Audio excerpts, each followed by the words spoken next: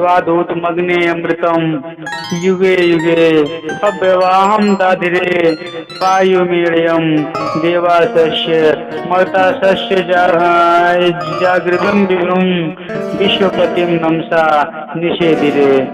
वेद कहता है कि नित्य अनादि सद्गुरुदेव आप उस परम प्रभु परमात्मा के संदेशी दूत हैं जो कि मन्वंतरों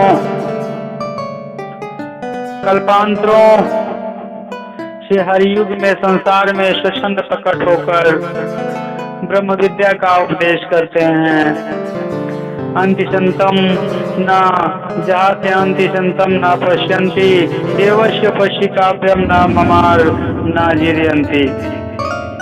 वह जो आदि संत है वह शरा मरण से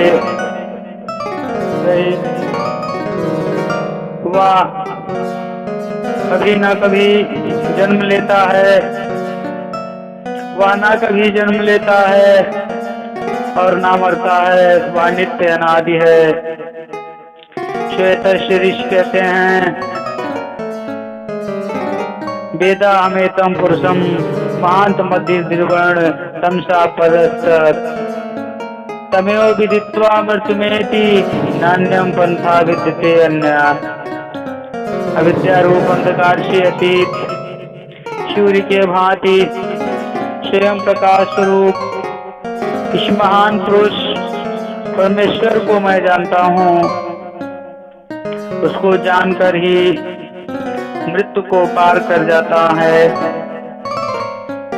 परम पद की प्राप्ति के लिए कोई दूसरा मार्ग नहीं है। इसी बात को इंगित करते हुए सद्गुरु सदाफलदेव जी महाराज अपने आध्यात्मिक सदग्रंथ सर्ववेद में लिखते हैं, एक मार्ग प्रभु मिलन का अन्य द्वार नहीं कोई, ब्रह्म विद्या प्रकाश में सहज योग रत होय।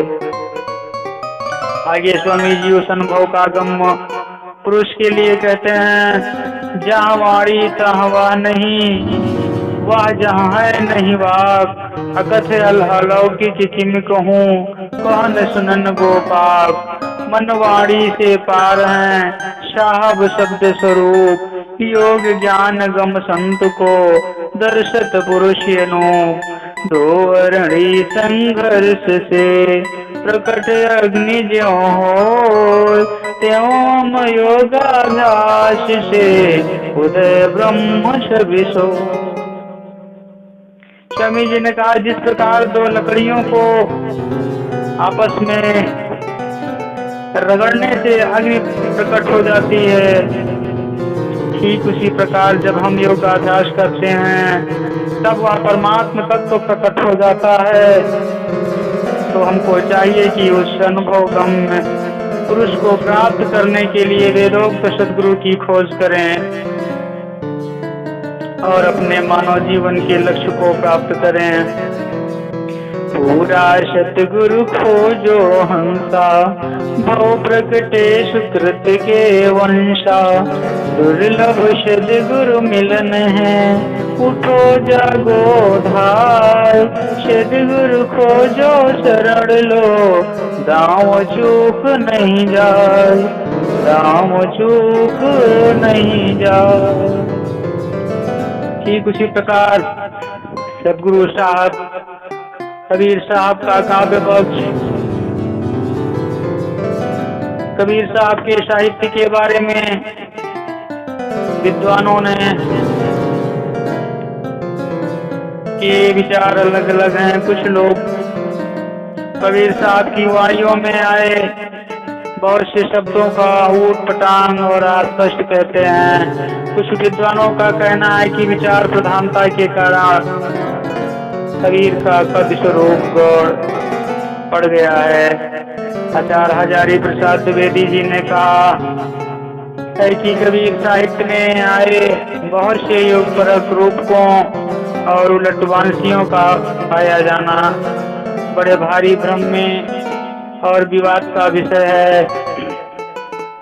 श्री गोविंद त्रिगुणायुत ने अपनी पुस्तक कबीर का कबीर की विचारधारा में लिखा है। कबीर की वाणियों में रहस्यमयता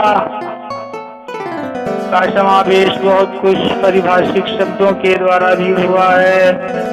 भ्रमर गुफा, ब्रह्माग्नि, ब्रह्मानल की त्रिवेणी संगम आदि शब्दों से कबीर का रहस्यवाद निम्न कोटि का हो गया है।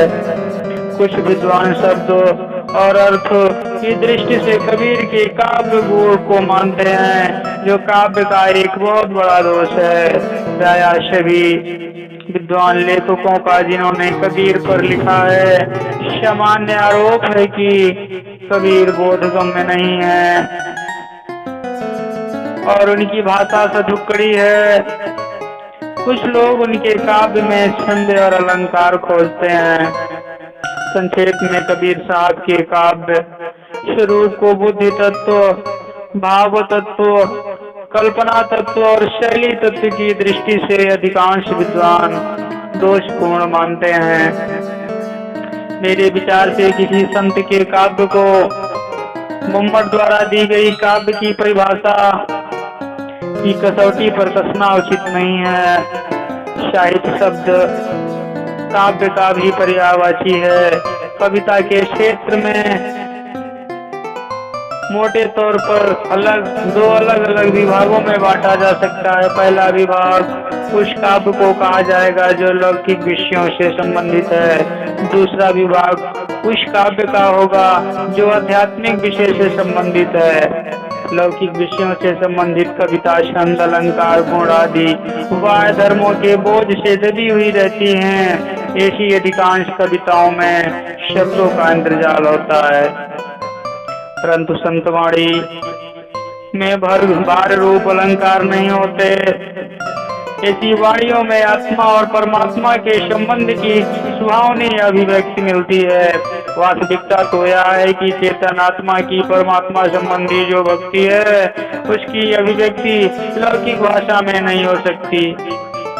इसलिए संतगण जनमानस के समझने के लिए प्रतीकों, अन्य युक्तियों और उलटवासियों का सहारा लेते हैं। संत काव्य में एक अलौकिक निर्वचनीयता होती है। संत काव्य की अभिव्यक्ति सीधे आत्मा से होती है। आत्मानुभूति ही इसका विषय है। कबीर साहब ने अपने ज्ञान तत्व का ठेठ भाषा में बतलाया है।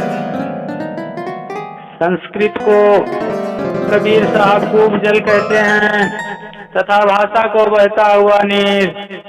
विहंगम योग के प्रथम परंपरा सदगुरु आचार्य श्री धर्मचंद देव जी महाराज ने कबीर और ब्रह्म विद्या नामक अपनी पुस्तक में कबीर साहित्य के संबंध में लिखा है। कबीर ने साहित्य और काव्य कला के कौशल दृष्टि से अपने आध्यात्मिक तत्वों का निरूपण नहीं किया है। वो चाहते थे कि उनके उपदेश को ये संसारी जीव कैसे समझ सकेंगे, इसके लिए किन शब्दों में सरलता के साथ अपने भावों को प्रकट किया जाए। इसलिए उन्हें समझाने के लिए जितनी भी सरलता हो सकी उतनी ही साध्वी दृष्टि से उन विषयों का वर्णन किया। उनमें पांडित्य और साहित्य भावना बिल्कुल नहीं थी। इसने अध्यात्म ज्ञान के इतने गहन तत्वों को सरल शब्दों में समझने की चेष्टा की। क्या वह छोटी सी साहित्यिक प्रवीणता को नहीं प्राप्त कर सकता? सदगुरु सदाफल देव जी महाराज ने निज प्रणीत बीजक भाष्य की भूमिका में लिखा है, कबीर साहब की कोई वाणी उल्टी नहीं है, बल्कि संसार की बुद्धि उल्टी हो गई है। इसलिए अज्ञानियों को अपने अज्ञान से वे महावाक्य उल्टे प्रतीत होते हैं। वास्तविकता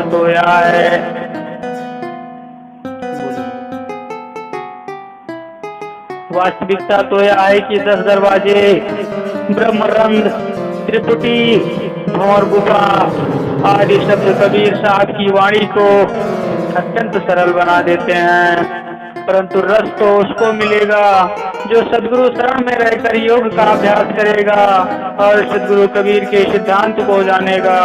अनजान व्यक्ति को चाहे वह कितना ही बड़ा विद्वान क्यों न हो, ये शब्द तो नीरस लगेंगे ही। एक छोटा सा उदाहरण लिया जा सकता है। सुरति और निरति का, ये दोनों शब्द कबीर साहब की वाणियों में आए हैं।